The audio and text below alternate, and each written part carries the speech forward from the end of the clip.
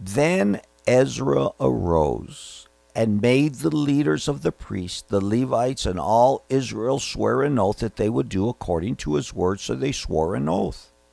So, hey, okay, put your hand on the Bible and repeat after me. We're going to make sure. Let's see if you guys really, really are serious about God's word. How interested are you in performing the word of the Lord? Let's check it out. We'll check it out. And that's what they were willing to do. These people, I mean, you have to realize that there's a little bit of doubt, I guess, in Ezra's mind. They've already said, you guys do whatever you want to do. We'll do it. It's your responsibility. Now, I want to bring something up, and you'll find this in many of your translations. In the New King James Bible, if you look at verse 4, it says, arise, for this matter is your responsibility. You'll see the word this and the word is and the word responsibility in italics. Okay, what does that mean? What does it mean they are in italics? The rest of it is in bold letters, and then we have these that come up in italics. It means that word, especially the word responsibility, was not in the original. That the translators added that word in to make sense and to make it grammatically complete in English, and it's not in the original, and they put it in italics. The translators and the printers of the Bible do, to let you know that, okay, not to try to mislead you or anything. Anyway, we got the leaders, we got the Levites, these are the bosses, these are the big shots. If they're big shots, listen, if the leaders of the priests and the Levites were marrying foreign women, the rest of the people, they were probably marrying 5 or 6 foreign women to go along with it. Who knows? Because we found out that as the leadership goes all through Kings, all through Chronicles, the way that the leadership goes, that's the way that the people go. Ezra rose up from before the house of God, verse 6, went into the chamber of Jehohanan, the son of Eliashib, and when he came there, he ate no bread and drank no water, for he mourned because of the guilt of those from captivity. So what Ezra does is Ezra shuts himself up. Excuse me. He shuts himself up for a while and says, wait. Okay, I need to go back into prayer, and I need to know what the mind of God is on this. What you do in this situation is you want to have the proper word. You want to have the will of God. We don't want to be cherry picking here. We say, well, okay, it's okay. You guys just go on, and then we'll just kind of, we'll bless it, and everything will be okay. No, he wants to know exactly. Maybe God says, do this. Maybe God says, no, that's not the way we're going to handle. And what he does is he rises up from before the house of God, where they had been praying, where they had been repenting and crying out to God, went into the chamber of, Jehohanan, okay, the son of Eliashib.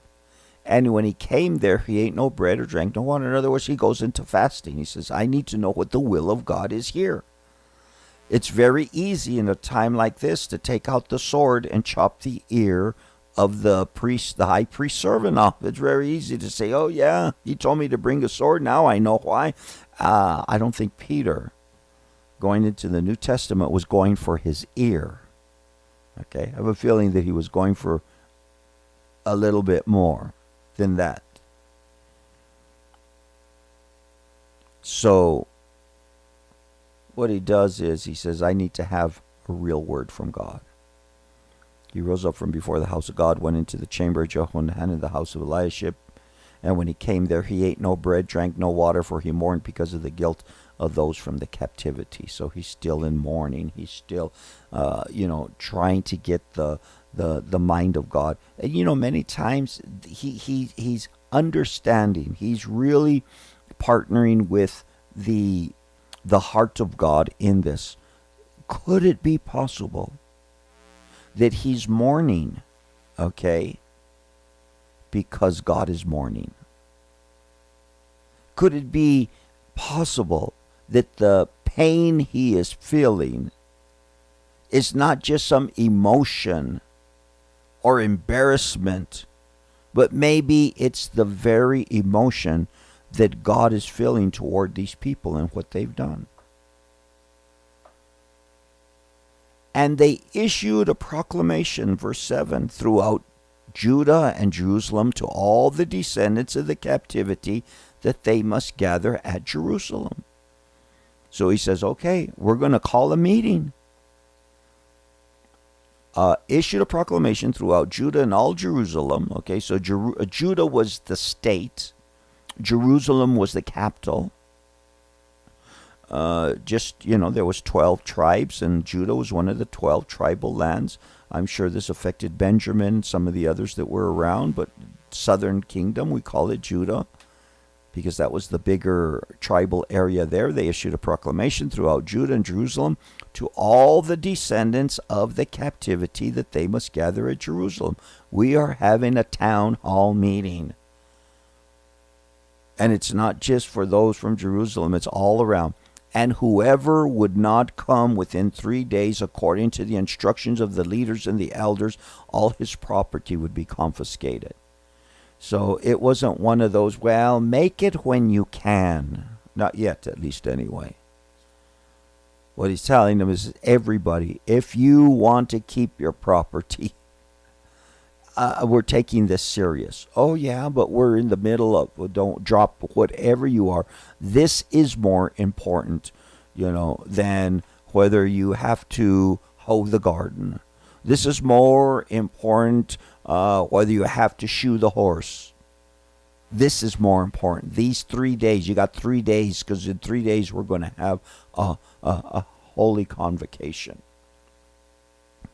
They issued a proclamation throughout Judah, Jerusalem, to all the descendants of the captivity that they must gather at Jerusalem. Whoever would not come within 3 days, according to the instructions of the leaders and elders, all his property would be confiscated. He himself would be separated from the assembly of those from the captivity.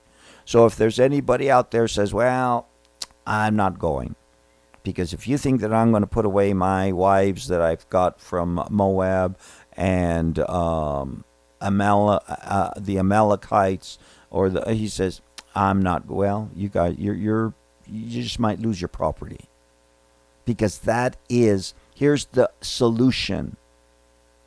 Ezra has discerned the will of God, not just Ezra, but the people that were broken because of, and here's what we're going to do. We're going to all gather together in Jerusalem in 3 days. Everybody comes. So all the men of Judah and Benjamin gathered at Jerusalem. Within 3 days, it was the 9th month, on the 20th of the month, and all the people sat in the open square of the house of God, trembling because of this matter and because of heavy rain. So they all come. Within the 3 days, they all show up. It's either that or lose the ranch. They come. And they assemble together. Verse 9. And then it tells you it was the 9th month, on the 20th of the month. And all the people sat in the open square of the house of God. So this is the courtyard. Okay? The open square of the house of God. I'm guessing, and I'm pretty sure this could be accurate, because there was the Temple Mount, and there was the temple, and there was the courtyard around it where the bronze altar was, and I'm guessing that's the square. If it's not, it's real close to it, but I mean, you go there today, and it's going to be completely different from the way it was in these guys' times, okay? Anyway, all the people sat in the open square of the house of God, trembling because of this matter and because of the heavy rain. So they're out over there. There is no roof over the open square. That's why they call it an open square, not a closed square. But they're trembling. They're trembling because of the matter, and they're also trembling because of the rain that's there. They're getting poured on, ladies and gentlemen. They are getting a good amount of rain right about now. And see if I set this one up, see if this thing's still going to work or not.